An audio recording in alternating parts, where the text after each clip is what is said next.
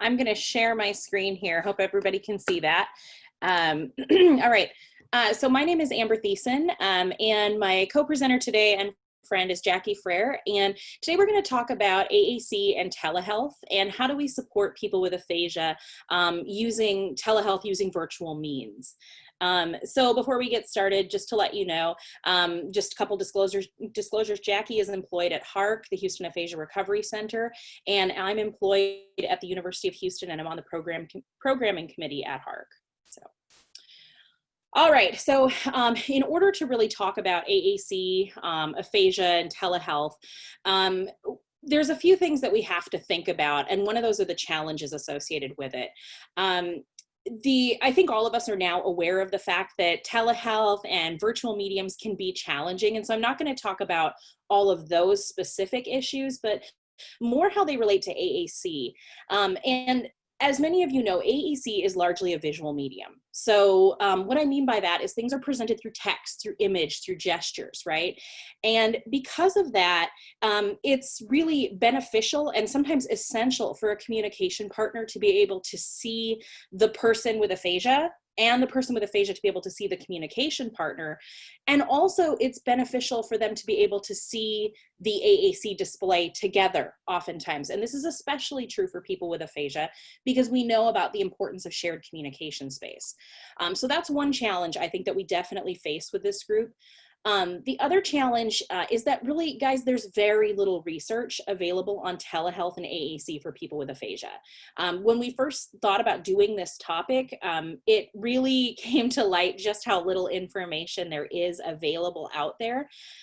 We do have some anecdotal reports of how do you handle AAC for people with other complex communication needs, and even some things on AAC for people with aphasia, but quite frankly, there's a dearth of information out there. We definitely need more information in order to know exactly how to provide services.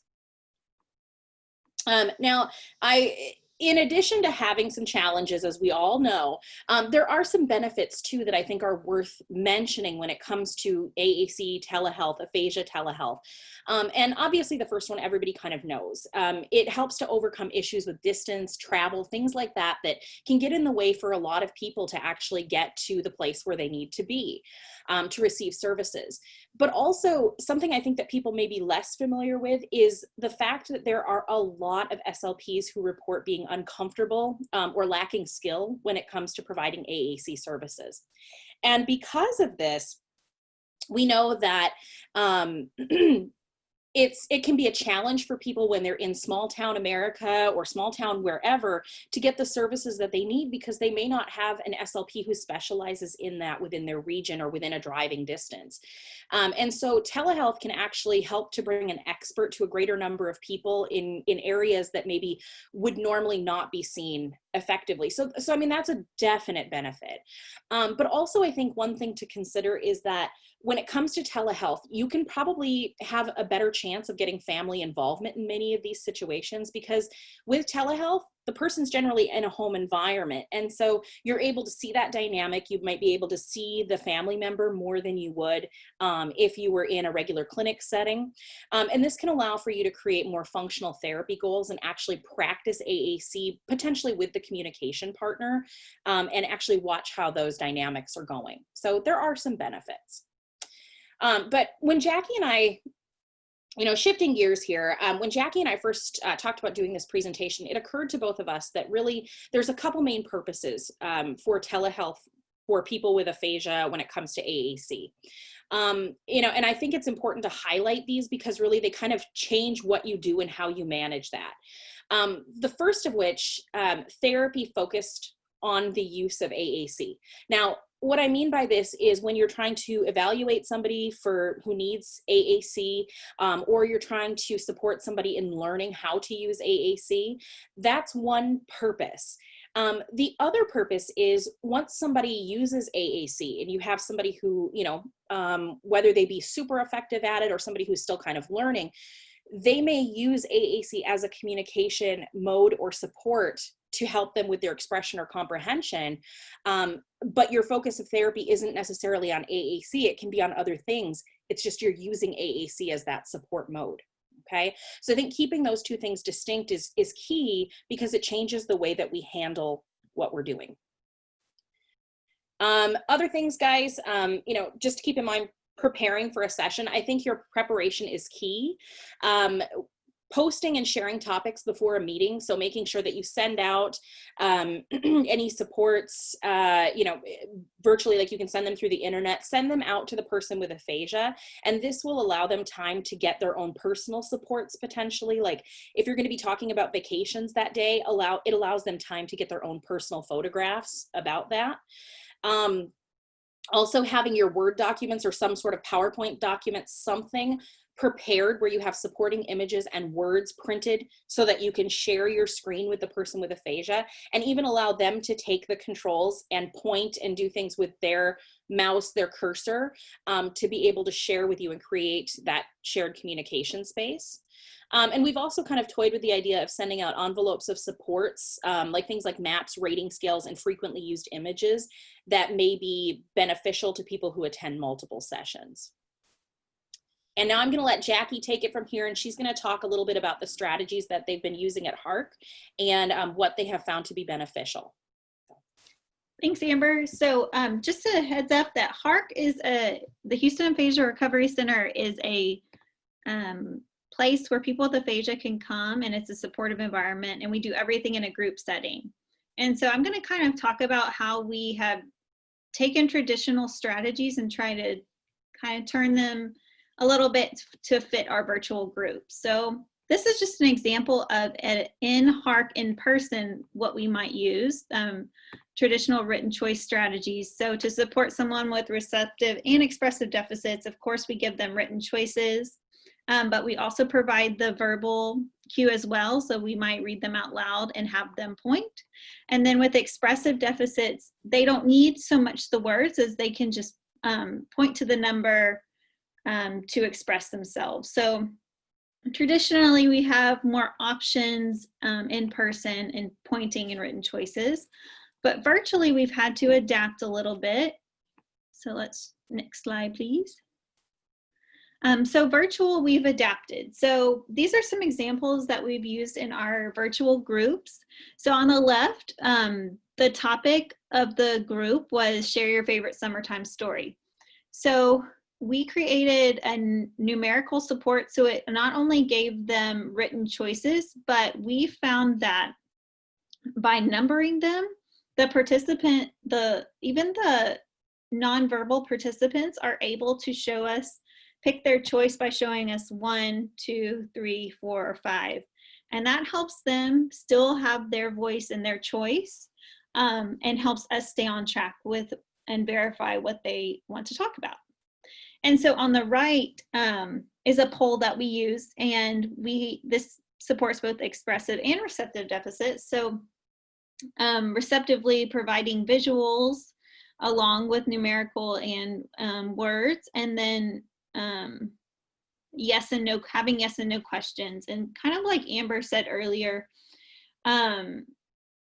where we are focused more on the virtual visual gestures and all that, but it did take a little bit of training at the beginning of the virtual groups to teach them to show a definite yes and no, head nod, head shake in order to communicate. So numbering things has really helped, and then asking yes or no questions, of course, has helped. Next slide, please. So sharing the communication space in person, extremely important to have a shared communication space and a tangible supports to work with.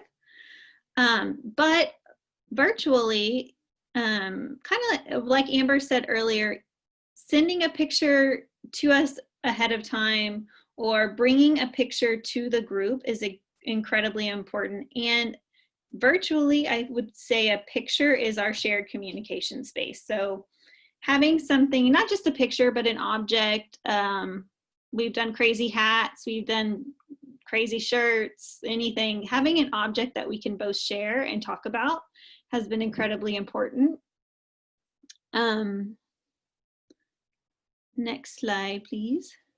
And so I put some examples. So For our Father's Day conversation group, we asked them ahead of time to bring in a picture of them and a father figure. And so they have, each one of them brought a picture and are able to use that to communicate, express themselves, and an ability to have something to hold and point to so we can verify that we are all on the same page. So it gives us a good shared communication space virtually. The next slide. And so some tips and tricks to assist on the virtual groups. So I know we keep talking about this, but bringing an object, and we kind of had to learn through trial and error that bringing something ahead of time is incredibly important, and it helps both the facilitator and the person with aphasia. So bringing something ahead of time is incredibly important. And then encouraging the use of gestures. So we encourage it at every group. And like I said in the beginning, we had to kind of go through thumbs up, thumbs down, where to hold your fingers. By the face is the best. Head nod, head shake, those kind of things, and make sure that we can see them. And so next slide. So there's just an example of showing thumbs up. So, I mean, it was a work in progress. We're still practicing thumbs up, thumbs down, but it's been such a key way on just in communicating. And next one. And then this is a participant who used writing to express himself, and we were talking about, do you like coconut? Do you not like coconut? And he does not like coconut. So he wrote that down, and that was a good way for him to use another form of communication. And then to assist in auditory comprehension, we find that using note cards is really helpful in holding them up to the screen as a facilitator. While also we do use the closed captioning at the bottom in real time, so someone is always captioning. And so what a tip on Zoom is, if you're using a note card, make sure you're talking while you're using the note card, because then it picks up your face and they can tune into your what you had written. And then another thing we use is, go back one more time. Yeah. We share screen with Google Images and Maps all the time. So if our conversation goes here, we're pulling up our Google Images, or we're pulling up maps on our shared screen. All right, Amber. So this is just an example of in our group. There's me, the facilitator, using note cards for comprehension to make sure everyone understands the topic. And the next slide. Again, it says oysters. It's hard to say, but do you like oysters? It gives them a visual. So there's a little bit expressive and receptive there. Okay. So just a real quick summary here. Thanks, Jackie. There's a lot of pros and cons that are associated with teletherapy when it comes to AAC and aphasia, but being prepared is essential. If you can do that, you can probably have a pretty decent session. But I think it's really important to consider the purpose of your session. Are you trying to teach that person to use AAC, or are you trying to use AAC to support communication? Because those are really two different things, okay? Some other things to be aware of is like Jackie had mentioned, some clients need you, they're gonna need the entire written out support. Some clients don't. So be aware of what strengths and deficits are when you're building your supports, because some clients are going to need less and some are going to need more. And I think the main thing to take from this presentation is the importance of having a shared communication space, as Jackie mentioned. And this can be done virtually. It's not ideal, but it can be done virtually as long as you come prepared, and each person has the ability then to share that image, share that space, and communication can really happen that way. And so that's what we have.